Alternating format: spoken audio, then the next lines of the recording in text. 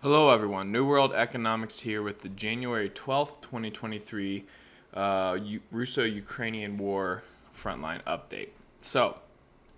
A couple things to talk about today. Of course, the main point of contention is still Soledar, and we're going to jump into that, and I'm going to give you guys the latest news from there. But first is a bit of news that came out either yesterday or the day before, and it seemed I guess kind of unbelievable to me, so I didn't report on it. I thought it was, potentially fake, but there's a lot more news coming out on this particular topic. But apparently, the Russian military has restructured its command structure once again. And if you'll remember, the last time this happened, Sergei Surovikin was made the theater commander for the Ukraine war, right? So all troops and all Russian armed forces involved in the territories or any assault actions on Ukraine. So specifically, we're talking about basically all the military assets for the Russians inside of Ukraine, Crimea, probably Krasnodar, Rostov, Voronezh, like a lot of these outlying regions here, most of these assets were probably under his command. So it seems like this restructuring now has made the overall commander of ground forces Valery Gerasimov. So, and then with that being said, there's a handful of, there's three or four 3-star generals, I guess, that are being placed under his command, and one of them is Sergei Surovikin. And I'll update you guys once I get a real clear picture on this. But from the sound of it, it sounds like Surovikin. At first you might think, he's just Gerasimov is going to be the overall ground commander forces, and Surovikin is still the theater commander, but it doesn't appear to be the case. It appears that Surovikin is going to be involved in the war, but isn't going to be the overall theater commander anymore. So, this was a general who's performed much, much better than any of his predecessors, in my opinion. Like, since Surovikin took over, it seems like the Russian forces in Ukraine have become more competent, if you ask me. Only one real, I guess you could say, bad defeat happened under his watch, and that was the recapture of Kherson region. And he was actually the one that advocated as his first command, like basically his first operation as theater commander.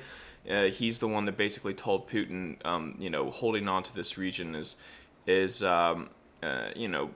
either virtually impossible or it would severely drain our resources that we could use in other regions. So his first operation was to withdraw troops from Kherson, and since then, up until now, he has, basically held the line in most places around the country, and then made advances in Bakhmut. And I guess the culmination of his success is the capture of Soledar here. But now that Soledar's fallen, it seems like he is being replaced. It might not be, it's either two possibilities here. Either Surovikin isn't doing as well. I guess there's a couple possibilities, but he's not doing as well as it appears on the front lines. Like, it's possible that the Russian high command and Putin expected a lot more out of him, which, not a lot has happened over the last 2 months or so. It's also possible that they've decided that, or it was always the plan that Surovikin was going to be in charge of, the restructuring phase, like in between operations, like the first part of the war, over the winter time, getting logistics issues straightened out. It's possible that Surovikin's expertise is more or less in organization and things like that. So, maybe they brought him in to fix things, basically, and now that Russia's planning on conducting large-scale operations, they're bringing in a guy that specializes in that. That's a possibility. Also, something that came across my mind is that, political connections inside of Russia are extremely important, and Gerasimov is a very, very well connected individual. And this just could be a case where Gerasimov is in better with Putin or Shoigu or whoever. And, there's an opportunity here coming out of the winter and moving into the spring for large-scale operations. It's an opportunity to win glory or win success, and it could just be that Gerasimov, muscled out Surovikin that way that, once the operations start and, if Russia starts winning, he can take credit for it. That's also a possibility as well. Obviously, I'm not saying for sure any of those are like what's going on here, but there has been a restructuring of the command structure for the Russian military in this war. Now, moving in to talk about the front lines in the area, but somewhere between Svatova and Kreminna, and this is an area specifically that is very forested. So in this area here, or potentially closer to Kreminna in these areas here, there was a Ukrainian group that was cut off and surrounded and destroyed by Russian forces. And, I could pretty much confirm that this is true because I've seen very extensive video of the situation that I'm, absolutely not going to share with you guys, by the way, because it's, some of it's pretty brutal. But the video basically confirms what's going on. There's about 10 minutes of footage total, split into two different videos. One of them is one of the most unique videos I've seen to date, where a Russian soldier basically flanks around a Ukrainian trench or a ditch, or I guess maybe a foxhole is probably a better explanation for it, and he engages in conversation, I guess you can say, with the Ukrainians, and and if the description of the video is correct, it says that he's trying to convince them to give up their weapons. So I can't translate it, but verbally it seems like he's trying to get them to give up their weapons, and then physically he tries to take an AK-47 from one of them, and the guy is fighting him on it, and apparently the Ukrainian soldiers are saying back to him, we're friendlies, and I guess the speculation here is that the Ukrainians thought that the Russian soldier was also Ukrainian, and they didn't understand why he was trying to take their weapons. But the Russian soldier, obviously knew he was Russian, and knew they were Ukrainians, and this bit of confusion actually resulted in the death of the two Ukrainian soldiers, because there's a lot of gunfire going on. It's in the thick of battle. There's a split-second decision. This whole interaction takes place over like 5 or 6 seconds, right?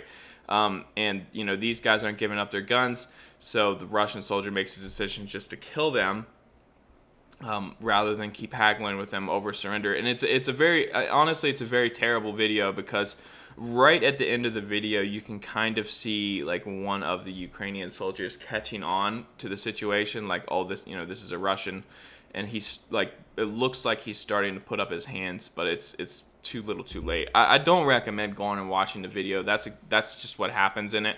It is shared somewhere on the Telegram channel, so you guys can roll back through and try to find it if you want, and if you follow the Telegram channel. But it honestly, it just kind of shows some of the brutality of the war. At the same time, though, I think it's important to discuss, because watching that video, you see a little bit of combat operations from the Russian soldiers, as well as another video that's out that's about 7 minutes long, and it comes from the same area, and it basically shows them like moving through the woods trying to approach this position. But there's a certain level of competence among the Russian troops that's not talked about in the media at all. Basically it's spoke of as, paratroopers or Wagner personnel are very well equipped and have pretty good tactics and fight well, but outside of that, the rest of the Russian army has basically no morale, and they're all being forced to fight, and they don't want to be there. It's not what you're getting from those videos. Like when you're watching those videos, it seems like these guys, it's claimed that they're from Siberia. They're very well aware of like combat maneuvers. They run right up on Ukrainian troops in the middle of a firefight, like which takes a bit of balls, if you ask me. And they execute combat operations honestly better than even what I had expected for the Russian troops. So and it's of course, like when you're talking about guys that have been on the front line for months, like this is their life, this is what they know. Like even if they were originally conscripts and they didn't want to be there, like human beings are human beings, like, and they adapt to the situation they're in. And it's any man from any country in the world can be turned into a good warrior, a good fighter. So I would be careful believing some of this stuff that Russian troops and stuff are completely and highly incompetent, just as I would be careful like of any Russian rumors of the same thing to Ukrainian troops. When soldiers are on the battlefield for an extended period of time, they definitely become veterans. All right, so I have a confirmation of where the front line is in this area of Kreminna. So I'm going to roll this line here up to virtually this position. So we're going to move things around here a little bit. There is some drone footage now that's out of the Russian forces hitting Ukrainian ammo depots, like frontline ammo depots, in these fields right here. So it seems like there's Ukrainian positions not too far ahead of that. So I'm guessing that probably in this area here is where the Ukrainians are approaching Kreminna. Maybe even further, maybe even closer to Kreminna, but we do know that these two fields, this position here, is controlled by Ukrainian troops based on combat footage. All right, so moving down to talk about Soledar. So I had actually opened this up yesterday in order to talk about the salt mine, because as you guys have seen on this program, I can't click on icons that are behind the red here. So not much additional news here. I think the more time that passes, the more I think that I'm correct in my assessment that there's not a Ukrainian force that's surrounded in Soledar. Now, there were some posts yesterday from some Ukrainian sources saying that there was still heavy fighting in Soledar. So they were saying that the rumors that Soledar had fallen were untrue. And some people might come to this conclusion as like, well, that is proof that inside of Soledar, people are still fighting the Russians. The Russians are still engaged in battle. So that does mean, there's a chance that they are surrounded. So the latest news that the Russians are saying is that out of those 500 troops that were surrounded, they were saying like 400 or 100 or so had already been captured. And apparently out of the last 400, none of them wanted to surrender. So they were all killed. So like I take from that like one of two things is like either they did want to surrender and they weren't allowed to, or they probably didn't exist anyways. Because I can't imagine that 4 out of 400 troops surrounded an area, every last one would fight to the death. It just doesn't make any sense.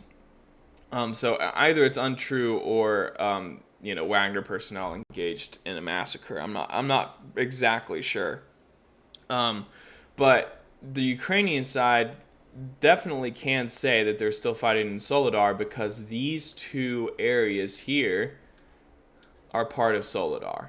So this is where the lines are now. This is where the Ukrainians are making their stand.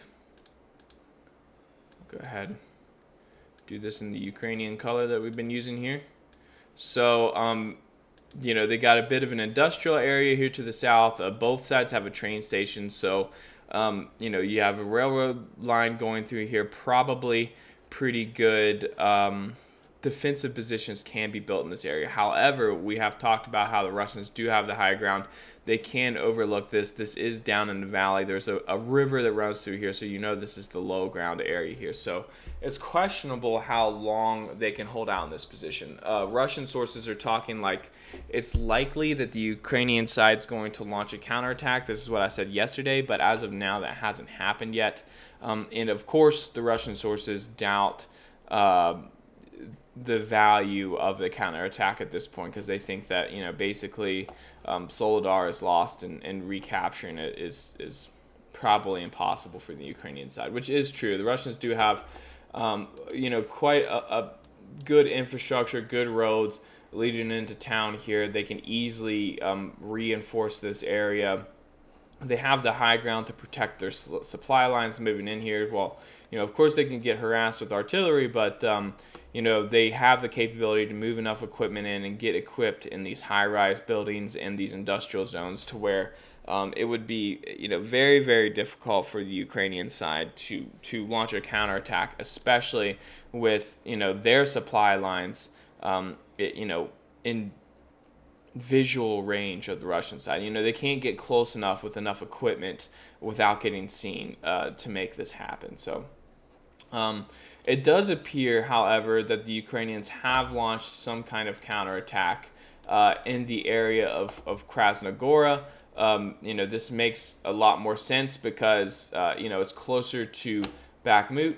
We'll go ahead and zoom out here. So, as we know, there's a lot of Ukrainian troops in the area of Bakhmut, a lot of supplies in this area here, so they are able to push up and contest the Russians in areas like Podgorodny and Krasnogora, and this town right here, which the name isn't showing up for, and it does appear like this area here,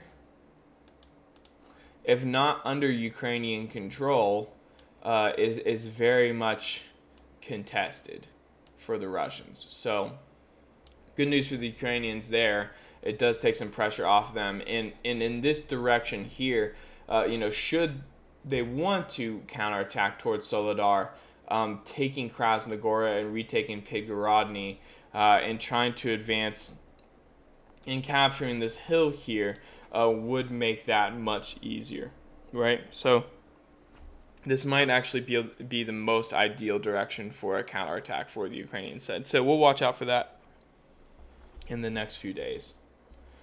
So that is, I do have one more bit of news, and we've heard this several times before, so I'm not, don't take this as the gospel, but allegedly Opitny has now been fully and completely captured. That means that the Russians have pushed the Ukrainians out of these communist blocks, these apartment blocks here, and the fighting is now being taken to this neighborhood here, which we have had some indicators that has happened several times now, that the fight has actually gotten near this area, but that's just the latest story from the southern part of Bakhmut here.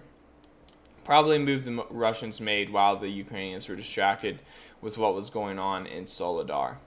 Now, real quick at the end, I do want to talk about heavy equipment transfers for Ukraine. So there's word from Poland. Poland is trying to transfer 10 Leopard 2 tanks to Ukraine. And really, I'm not honestly sure if they have the authority to do this, because the Leopard 2 is a German-made vehicle, and like a lot of this equipment, they have to have permission from the home country, the manufacturing country, to resell this equipment. It's like part of like the deal and like getting this equipment. And obviously Poland probably wants more Leopard 2s from Germany, so they wouldn't want to ruin the relationship and send tanks that Germany doesn't want them to send.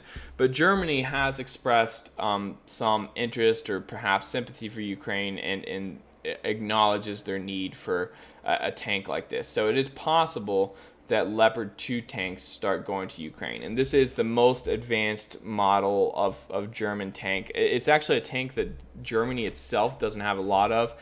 They primarily make these and then export them to other countries. So, they do manufacture quite a few of them, but they, ship them to Italy, to Spain, to Poland, to a bunch of Turkey's a big heavy equipment customer for Germany. But one thing I did want to talk about, which I think is much more viable rather than setting Leopard 2 stocks, is Leopard 1 tanks.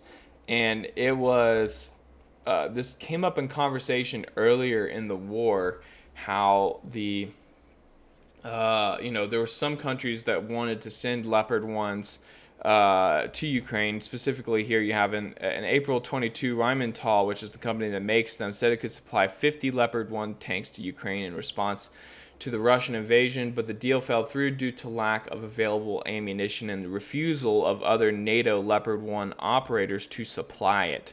So, what they're meaning by that is Greece, Turkey, primarily, with, Greece with some 5 or 600, including different variants, and Turkey with 400 of these tanks, along with Denmark, Estonia, Finland, Italy, Netherlands. Some countries that operate large numbers of these things didn't want to give up their ammunition stocks for these tanks, so they ultimately weren't sent. But in my humble opinion, how hard could it be to get an assembly line going to make ammunition for a Leopard 1 tank? I believe it's like 105 millimeter, gun on these tanks. So it's the ammunition manufacturing process is pretty straightforward. It's, they've been doing it since World War One. It might take a couple months to get a facility up and running or to reactivate a facility. But if NATO can work out ammunition for these tanks, Germany has 2,400 of these things remaining in long-term storage for resale. So potentially, this is an absolute flood of equipment that, might not stand up to T-80s, T-90s, but probably could be, around, the same combat effectiveness of a T-72 tank, especially if they add modern optics and some of these other things on there, maybe even explosive reactive armor. These are things that can be added externally onto the tanks. They could make this very useful, especially some of the news we've heard lately about the value of assault guns. The Russians are pulling, T-64s and T-62s out of storage and using them on the front line, not to serve as main battle tanks, but to serve as assault guns, because it's, infantry in this war desperately needs large caliber weapons close by to support them in assault operations, and that's generally not what the main battle tanks are meant for. They can act in that role, but it would be way better to have a cheaper, more disposable, just heavy gun nearby that could be used, and that's why these T-62s and T-64s are on the battlefield. And the German Leopard 1A5 could serve that role. So, it's possible that we see, this story come back up again soon. There's a total of 4,700 of these things out there in the world. So, when we're talking about, there's just not enough equipment for the Ukrainian side, there's just a lot of bureaucracy in the way to prevent that equipment from reaching them. So, obviously Turkey and Greece are not going to give up any of their tanks or their ammunition supplies, because it's honestly very likely that Turkey and Greece eventually fight a war against each other. So, both of those countries are very, scared of the other. They're not going to give up their weapons. But, Germany has 2,400 of these in storage. There's a number of other countries. Even Italy, has nearly 1,000 of these things, and I believe they're also in storage. They're starting to replace them with a newer Italian main battle tank. So they should have a lot of them to send, should they get the ammunition sorted out. All right, guys, that's it for me today. Don't forget to like and subscribe, and I'll see you next time.